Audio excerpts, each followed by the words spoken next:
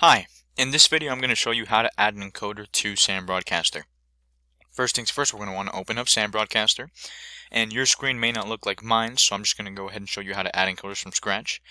If you go up here to Deck A and you don't see the Encoders tab, you can go to Window, and then down here you'll find Encoders. We can just click on it, and the square will automatically pop up. We can move it around, we can change the size, make it smaller, make it larger, but for now we're just going to make it a little even and equal like that, and we're going to go ahead and add the encoder. So first things first, we're going to want to click on the plus button. We're going to click on an MP3 if it's an MP3, or AAC, AAC Plus, MP3 Pro. It all depends on, I guess, the streaming provider you use. We normally use MP3 or AAC. So we're just going to click on MP3 lane encoder. We're going to add the bitrate here. We can just add, for example, whatever we can stream to. In this case, we normally do 128. Stereo sampling rate, we always choose 4400. And this is a very important option. If, let's say, for example, you're a 24/7 radio station and you want the station, I guess, streaming 24/7, I normally always click on this option. So after every 5 seconds, the encoder pretty much restarts. And the same thing with the bottom option as well. If the power goes out or internet goes out for a minute or two, Sam will automatically disconnect and will no longer be live because it uses an internet connection. So what the second option does is it automatically reconnects after 15 seconds.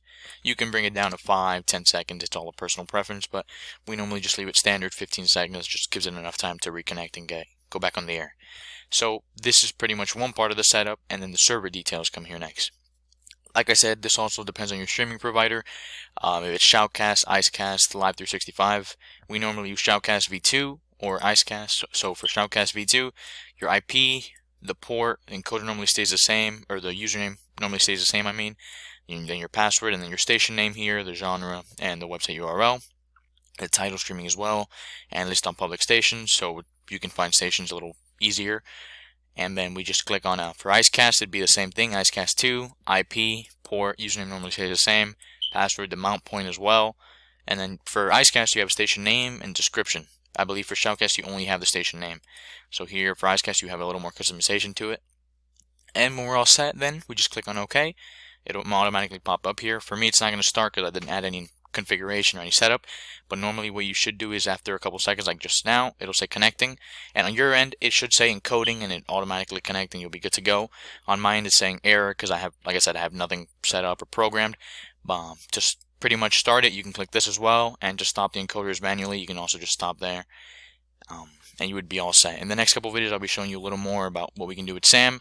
I recommend you subscribe to the channel to be kept up to date with all our latest videos. Thank you so much for watching, and have a great day.